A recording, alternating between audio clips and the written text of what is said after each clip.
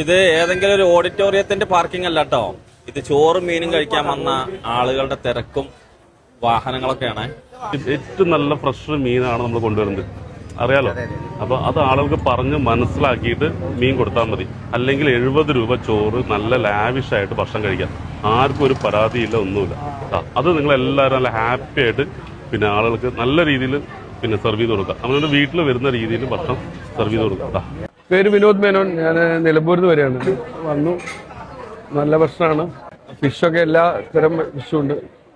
റേറ്റും എല്ലാം നെഗോഷ്യബിൾ ആണ്. നമ്മളൊക്കെ ഇതിനായിട്ട് വന്നു തന്നെയാണ്. ഇടപാട് പോകുമ്പോൾ ഈ ഇതും കൂടി നമ്മളെ പ്ലാനിലുണ്ടായിരുന്നു. ഏതായാലും നന്നായി. മണ്ണാർക്കാട് വന്നിട്ട് എങ്ങനെയുണ്ട് നിങ്ങളെ? ഇത്രയും ദൂരം യാത്ര ചെയ്ത് വന്നതിന് ബെനിഫിറ്റ് ഉണ്ടോ? സത്യസന്ധമായിട്ട് പറയും. ഞങ്ങള് കാലിക്കറ്റ് എയർപോർട്ടിന്റെ അടുത്താണ്, പുളിക്കല്. ഞാന് ഇതിലൂടെ പോകുമ്പോ കേരളില്, അപ്പൊ ഞാൻ എന്റെ ഫ്രണ്ട്സിനെയും കൂട്ടി ഫാമിലിയൊക്കെ സഹിതം ഇന്ന് വന്നതാണ്. അടിപൊളി ഫുഡാണ്, നല്ല സർവീസ്, നല്ല ഓക്കെ. രാവിലെ 11:30 മണിക്ക് പാർക്കിംഗ് ഫുള്ളാകുക, ഡൈനിങ് ഫുള്ളാകുക. എന്തുകൊണ്ടാണ് ഇവിടെ ഇത്ര തിരക്കെന്ന് എനിക്ക് ഒരു എത്തുപണി കിട്ടില്ല. പക്ഷെ ഉള്ളിലെ കാഴ്ചകൾ കണ്ടാൽ മനസ്സിലാവും ഇതുകൊണ്ടാണ് ഇവിടെ ഇങ്ങനെ ആളുകൾ ഇടിച്ചു കയറണമെന്നുള്ളത്. കാഴ്ചകൾ കാണാം, വിശേഷങ്ങൾ കാണാം, രുചി അറിയാം. വരും. സ്വർഗങ്ങൾ സ്വപ്നം കാണും മണ്ണിൻ മടിയിൽ വിടരുന്നേതോ ഋതുഭാവങ്ങൾ, നിറമേഴിൻ തുമ്പത്ത് സ്വരമേളത്തിറയാട്ടം, മാറിക്കാർമുഖം മാറിൽ ചാത്തിയിടും മാനം പൂമാനം.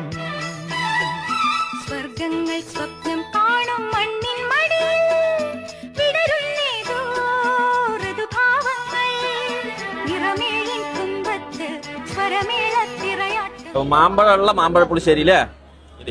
അന്ന് കഴിച്ചതിന്റെ കൊതി ഇതുവരെ മാറിയിട്ടില്ല.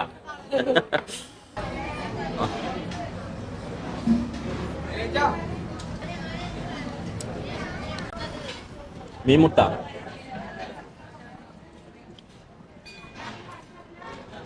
നേരത്തെ വരണം കേട്ടോ, ഇന്നലെ കിട്ടുള്ളൂ. വളരെ കുറച്ചുണ്ടാവുള്ളൂ. വെളിച്ചെണ്ണ വെള്ളം പോലെ കോരി ഒഴിക്കാം. കുറച്ചു പേർക്ക് നെഗറ്റീവ് പറയേണ്ടത് ഇവിടുത്തെ തിരക്ക് കണ്ട അത്ഭുതപ്പെടും. എത്ര ദൂരത്തുനിന്ന് ആൾക്കാർ വന്ന് കഴിക്കണം. ശരിക്കും പറഞ്ഞാൽ ഇതൊരു കല്യാണ മണ്ഡപത്തിന്റെ ഒരു ഫീലാണ് ഇവിടെ വന്നത്. അത്ര തിരക്കില്ല മോളെ. ചോറും മീൻ ഇഷ്ടപ്പെടുന്നവർക്ക് ധൈര്യമായിട്ട് വരാവുന്ന സ്പോട്ടാട്ടോ.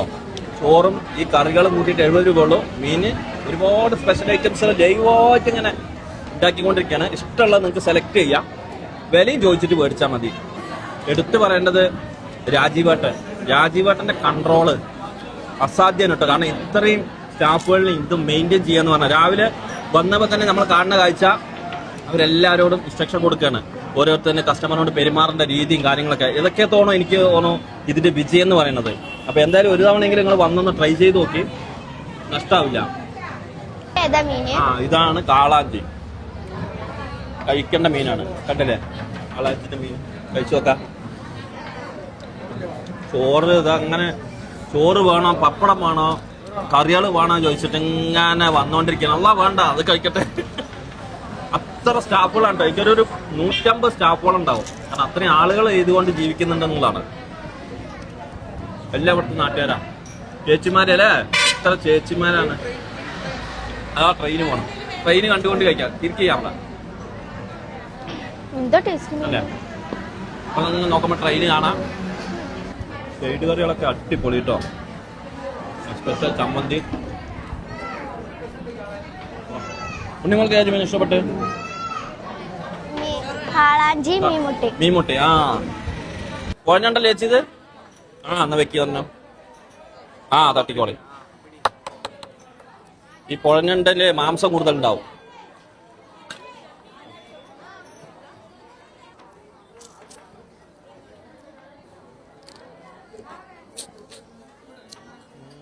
ഇത് നമ്മൾ ഫ്രീ കൊടുക്കണേ. ഭക്ഷണത്തിനൊപ്പമുള്ള ശർക്കര പായസം ആണല്ലേ? പഴം ഇഷ്ടംപോലെ ഉണ്ട് കേട്ടോ. താഴെ കൊല നോക്കിയിരിക്കാം. ഇന്ന് മുതൽ തുടങ്ങിയ പരിപ്പ് ഒരു സൈഡിൽ ഒഴിക്കാം അല്ലേ? ഓക്കെ. പിന്നെ ഓൾറെഡി ഇവിടെ ഉള്ള പാലട, ഇതൊക്കെ നമുക്ക് പാർസലും വാങ്ങിക്കാം. ഓക്കെ. എന്താ ചേച്ചിമാരെല്ലാരും കൂടി എന്നെ ഷുഗർ പിടിപ്പിക്കോ? പപ്പടം കൂടി അടിക്കും. Okay, set. അപ്പൊ ഇതിങ്ങനെ കഴിക്കാം. ഇതാണ് ഇതിന്റെ രീതി. അപ്പൊ വന്ന മനസ്സ് നിറഞ്ഞ് ആസ്വദിച്ച് കഴിച്ചിട്ട് പോവാ അല്ലേ? ഇഷ്ടം പോലെ. ഈ പഴമൊക്കെ എത്ര കൊല വെക്കും ഒരു ദിവസങ്ങള്? അത് ശരി. അപ്പൊ പപ്പടവും പരിപ്പും പഴവും ഇതെങ്ങനെ കഴിക്കണേ?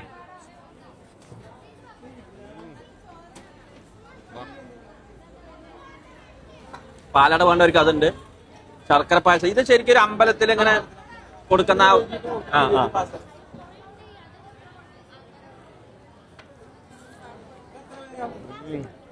അടിപൊളി. ഇങ്ങനെ പായസം കുടിക്കാം. ഇറങ്ങി വരുമ്പോ വേറൊരു കാര്യം ശ്രദ്ധിച്ചുട്ടോ, ഞാൻ മുമ്പ് വന്നപ്പോ വെറും ചോറുമീനായിരുന്നോ, ഇപ്പോ ക്യാപ്ഷൻ മാറ്റി ലോകം അറിയുന്ന ചോറുമീനായി. കാരണം എവിടെ പോയാലും ആ ഒരു സംസാരമുള്ളൂ. കാരണം ഇവിടുത്തെ തിരക്ക് കണ്ട, ഞാൻ കുറെ കാലമായിട്ട് വ്ളോഗ് ചെയ്യാൻ തുടങ്ങിയിട്ട് ഒരു ഹോട്ടലിലും ഒരു സ്ഥലത്തും ഇത്രമാത്രം തിരക്ക് കണ്ടിട്ടില്ല. എന്താ ചെയ്യുക, ജനങ്ങൾ കണ്ടില്ലേ. ഇപ്പൊ ആളുകൾ പറയുന്നവർ ഇന്ന് ഭക്ഷണം കിട്ടില്ല, അങ്ങനെയല്ല. ആളുകൾ ആസ്വദിച്ച് കഴിക്കാൻ, യാത്ര ചെയ്യാൻ പോകാൻ തയ്യാറാണ്. നല്ല ഭക്ഷണം കൊടുത്താൽ മതി, അത്രേ ഉള്ളൂ. അതുകൊണ്ടാണ് പറഞ്ഞത് 30 സീറ്റിൽ വളരെ കുറച്ച് ആളുകളോട് തുടങ്ങിയ സംഭവം ഇന്ന് 300 സീറ്റിന്റെ മുകളിലായി. 160ഓളം സ്റ്റാഫുകൾക്ക് ജോലി കൊടുക്കണ്ടേ. ഇങ്ങനെയുള്ള സംരംഭങ്ങളാണ് എനിക്ക് തോന്നുന്നു കേരളത്തിൽ വരേണ്ടത്. നല്ല നല്ല ഭക്ഷണം കൊടുക്കട്ടെ, നന്നായി കഴിക്കട്ടെ ആളുകൾ. ഓക്കെ, അപ്പൊ എന്നാ ഒരു ടാറ്റ കൊടുത്താ. ബൈ.